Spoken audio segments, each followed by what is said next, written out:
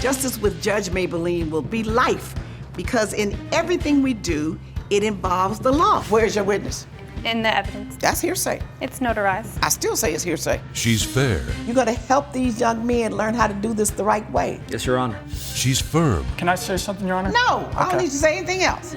She's honest. I'm not your child and I'm not your friend. That's the order of the court. Goodbye. This is Justice with Judge Mablean. All rise. Both parties, raise your right hand. Do you swear to tell the truth, the whole truth, and nothing but the truth? I do. I do. Court is now in session with the Honorable Judge Mablean presiding. Thank you, Will. You may all be seated. And in the matter of Sabina Masters versus Niall Mathis, you're suing him for $1,000 for your smashed windshield. You want him to pay the property damage claim that you had to pay to get that windshield repaired. And of course, you, Mr. Mathis, your defense is she was on my property. I don't owe her anything. Yes, Your Honor. And you had the nerve to say, and I'm not paying her anything. Ooh, when I see that. Well, Your Honor, I feel I just want you to know that I make that decision, not you, and not you.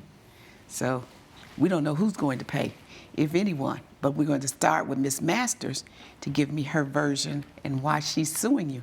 Well, good morning, Your Honor. I am here, like you said, suing my neighbor Niall for $1,000 for property damage.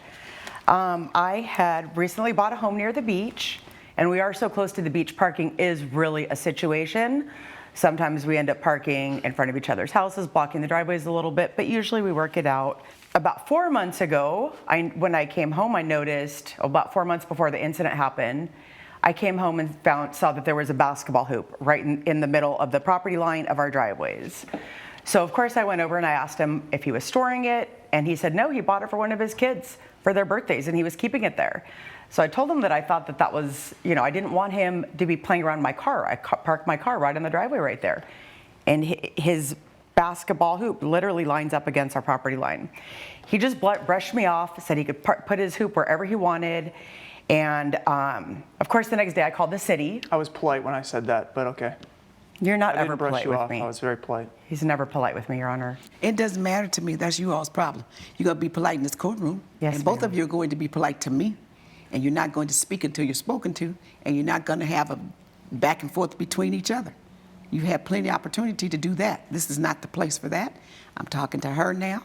When it's your turn, I will allow you to speak. Don't interrupt him, and vice versa. We got it? Yes, Your Honor. All right, go on. So this has kind of been the situation since I moved into town. I'm not originally from Sarasota. This is, like I said, it took me a long time to save up enough money to buy a house on the beach here. And I haven't really been welcomed by most of the wives. I'm pretty much the only single one in the block. So the day of the incident, I teach sixth grade. And I like a work-life balance, so I get to do boot camps on the weekend down at the beach.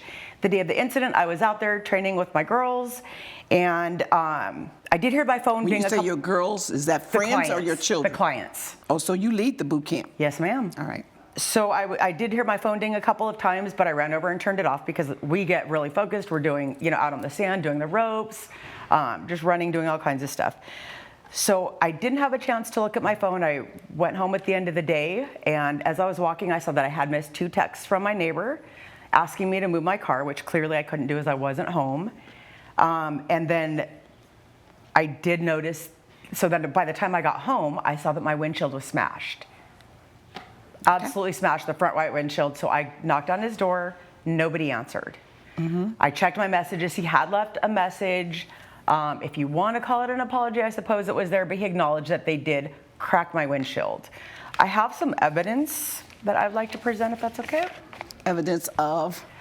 Photos of the cracked windshield and where the hoop is placed on our property line. Yeah, that's what I'm interested in seeing, because the cracked windshield I can understand, but I'm trying to see where the basketball court is. And I see that the basketball hoop, the bottom of it, appears to be a little bit over the line, touching her property in a small way. Correct. Touching. Is that right? I think Yes, ma'am. It's over the fair line. to say it's touching, not over the line, though. Well, The you see that backboard is over the line. I didn't ask you to talk. I'm talking. Sorry. You see there's a line going down. I don't know if it's a line or a crack, but do you see a line going down on the lighter side? What Yes. appears to be a line? Yes, that is the line, that ridge there is my property. Okay, and do you see that the bottom of the basketball court is over that line a little? Come on now, mean, just be honest. Don't you see that? Can we zoom in? Is it possible? I can't. Walk over there. Okay. You just don't want to admit it. This is what I deal with. Your Honor, I would not say it's over the line. I'd say it's buttressed up against her driveway, but very clearly on my side of the driveway. Not very With all clearly. due respect. With all due respect, it's over that line that you admit is your line. Coming up on Justice with Judge Mablean. Well, it's my driveway. Can I play on my driveway? Yeah, knock yourself out. Play on your driveway. But it's called assumption of the risk because you took a risk by playing on your driveway that your basketball would hit her car. If you'll be in the Los Angeles area and want to bring your case to court, call 1-888-552-6878.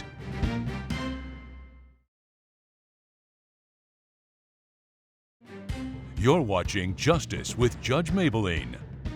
We're back with the case of Sabina Masters, who is suing Niall Nakas for property damage. Go on. What else you want to show me? Okay, the cracked windshield. This windshield is shattered. Shattered, yes, ma'am. That's shattered. Smashed. Yes, it has to be replaced, and you can't replace one side. No. So who's arguing over that? Niall is, Your Honor. You're arguing over the fact that the windshield was smashed by who's playing basketball? You and your sons? My sons and I. Okay, so you're arguing, are you denying the fact that the windshield was smashed by one of you Absolutely. and the basketball? Absolutely not. In fact, I even left her a voicemail where I was quite contrite, albeit matter of fact, about what had happened. And really, Your Honor, first of all, I apologize we even have to be here today, but we shouldn't be wasting your time with this matter. She was very clearly parked on my property. I have evidence here I would really like to submit you if that's Well, okay. I just saw the car. I don't see a car parked on your property. So Is that her black and white car? That was not on the day in question. I have here in my evidence a Okay, picture. show me yours. Thank you, Your Honor.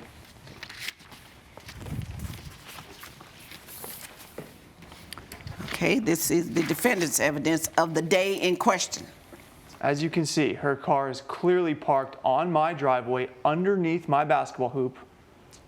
And No, I can see the rear end of her car is parked in your driveway, right. So if but she the were, front of the car is parked in her driveway. Your Honor, if I may? No, I can see. The front of the car is on your side, and the rear of the car is on his property line.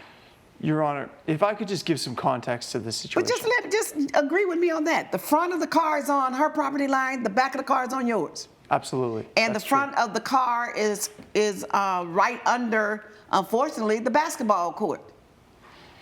Basically, well, really the side of the car. correct. Okay, now give me some context that you want to give me. So had she parked like a normal person, pulled all the way in, none of her car would be in range of the basketball hoop. Now, my sons, cute little guys, 7 and 5, really wanted to play basketball that day. And you only get one Saturday a week, Your Honor. And I texted Ms. Masters 2 times over the course of several hours, asking her, very politely, and I believe that's in my evidence as well. And do you not know in the 6 months or 8 months that you've been there that she goes down to the beach that's right in front of both of your proproperties and has boot camp? Her schedule is it's not so Do consistent. you not about the know boot that camp. she has boot camp at the beach? Sometimes yes or no? we've seen her doing it. Okay, there. so I'm did you not walk privy down her there to see if schedule. she was there? No, Before I you didn't. started playing basketball? No, I did not. Okay. And she didn't answer the phone, She did not answer the and phone. she didn't answer the text. No, she did not. So typically when people don't answer the phone and don't answer the text, they're somewhere where they're not getting either. So you decided to play anyway, despite the fact that she didn't answer and she didn't move her car. If I may, Yes. Ms. Masters has a habit of not answering her phones and texts when it comes to this type of thing. There's been several days where she has been erroneously parked, and I've asked her, could you please move the car? She doesn't get back to me. So And you can't all step times of the over day- across the driveway and knock on the door. Well, no, but I did in those cases Okay. see if she was there, as I did on this day, see if she was at home. Okay, but not seeing that she is not there, not responding to you, her car is there, you still chose to play. Well, it's my driveway. Can I play on my driveway? Yeah, knock yourself out, play on your driveway. But it's called assumption of the risk, because you took a risk by playing on your driveway that your basketball would hit her car. But didn't she take a risk by parking on my driveway? She that sure she something took could a happen to risk. her She car? took a risk by parking on your driveway that something could happen to her car. Yes, both Yeah. of you took the risk. Right. Okay. Because unfortunately, where you live, the area you live in, because you don't have garages and because you do have to park so close to each other's driveways, when you bought that basketball court and put it there, you took a big risk knowing that she parks her car there. When you bounce a basketball, even if she's on her lot, you bounce the ball, it could go over. You throw the ball, it could go over. When you go up for a basket and miss, it could go over into her if her car was parked right. If her back wheel wasn't in your driveway, you take a risk of hitting her car. But that's not the case. She's not parked right, and her back wheel But is you in know my what? driveway. You didn't hit the back of the car. You hit the front of the car, and the front of the car is parked right. But if she If we would've want to been- stay with your parking issue, If she would have been properly parked, the whole the front trajectory of of the the basketball car would have been is different. parked in her driveway. And Okay. it's the front of the car that you hit. And the But- front of her car would have been on her property, but you still run a risk because when you go up to that basketball and you have the court and you have the ball in your hand, whoever, and you shoot and miss, it's likely to go over into her yard and to her car. It's inevitable. At some point, that's going to happen. Your Honor, I don't claim to be an expert on physics, but I claim to be an expert on good sense, and I can see, and you can too. Now, you know good doggone well when you are side by side and the way you all live and you have a basketball court there, that the likelihood at someday you're going to hit her car with that basketball. Coming up, can I ask you a question? Ask me anything you What want. if my basketball hoop were on the other side of the driveway and it still hit Ms. Masters' car? You're going to be in trouble. So Same is it thing. illegal to play basketball on your own property?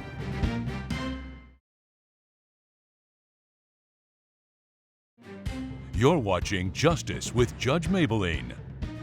We're back with the case of Sabina Masters, who is suing Niall Nakas for property damage. I live in a neighborhood where we do the same thing. Everybody's cars are basically parked outside, and we run that risk, and all the neighborhood knows that. I have down the street, I saw some people that just put up a basketball court, and I was like, wow, but their risk is the ball is gonna run into the street. Can I ask you a question? Ask me anything you What want. if my basketball hoop were on the other side of the driveway, near my other neighbors, and it still hit Ms. Masters' car? You're gonna be in trouble. So Same is it thing. illegal to play basketball on your own property? It's not illegal to play basketball on your own property, but you run the risk of harm to other people's property by playing basketball. Because of the nature of your neighborhood, you have to decide what sports can we play on our property safely without harming our neighbor's property. That's the question you have to ask yourself at all times Then when the you live in state a of neighborhood Florida like needs that. to make a law against playing basketball on your own property, because that's ridiculous. It's not ridiculous because it's not, no one's saying you can't play basketball on your property. But if you play basketball on a property that's closely adjacent to your neighbor's property and there's a risk and a likelihood that that ball is going to hit something that's on her property, that's why you asked her to move the car, because you knew the risk was there. Where's your Honor- back? You don't have a backyard. Your Honor, no, we don't have a backyard. May I make one point? Make it. Often my boys will sloppily park their bikes on the driveway, and it'll partially be on Ms. Masters' driveway. She texts me, I move the bikes. If she were to text me and I ignored her text messages because I was at the beach that day, and she ran over one of my kids' bikes, I would not be wasting your time in the court today. Well, that's because you may be a more reasonable man than she. You would certainly be able to bring her to court to say that you've damaged my child's bicycle. And you're going to have the same problem that she has now. Coming up, She assumed the risk when she parked the car there. You assumed the risk when you let the children play, when you all played basketball there, that there would be damages to her car.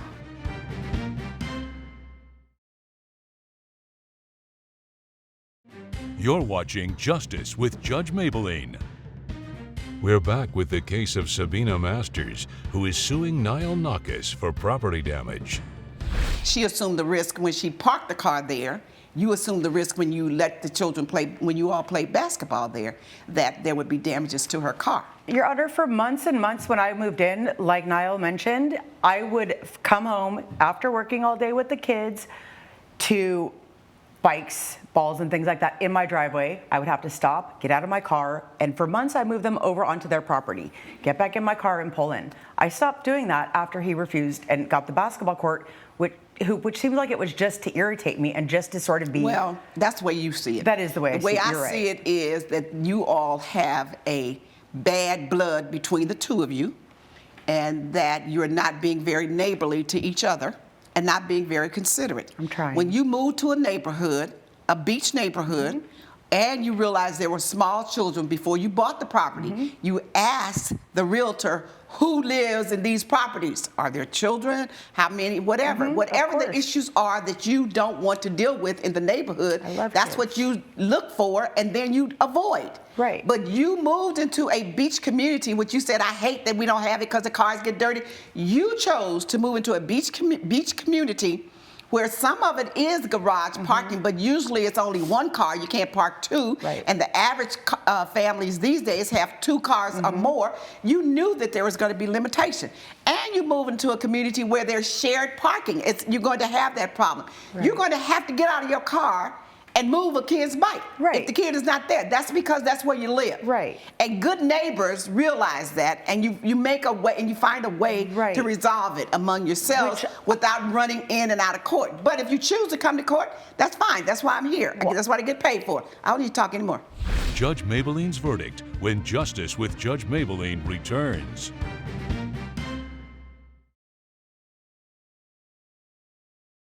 You're watching Justice with Judge Mablean. How much did it cost altogether? I think it was $2,012 for the new windshield. Wow. So, but as I said, I think that I'm going to apportion it because you both are at risk. You assume the risk. When you move there, you assume the risk that somebody was going to damage your car. And parking it in that manner, that was an assumption of the risk. And I suggest to you, whenever you're going to be away from your house, or not reachable so that you can't get the call from the neighbor, or don't even wait for the call from the neighbor. When you're going to be away from your house and can't receive a call, just say to them, I'm going down to the beach. You know, or make sure your car is on your side of the property when you're not at home. You need to park in your driveway all the way. Yes, Your Honor. That's being disrespectful and, you know, inconsiderate as well. All right? Okay. Okay, so the judgment is that the defendant will pay the plaintiff $500, and both of you have assumed the risk in that regard, and that's the judgment I will make. Judgment for the plaintiff for $500. Judge Mablean has ruled in favor of the plaintiff. The defendant has been ordered to pay $500. Maybe now you'll take your hoop down? I hope you take this as an opportunity to work on yourself. See, you still didn't learn anything. Maybe now you'll take his hoop down. He didn't have to take his hoop down. All you all need to do is be considerate of each other.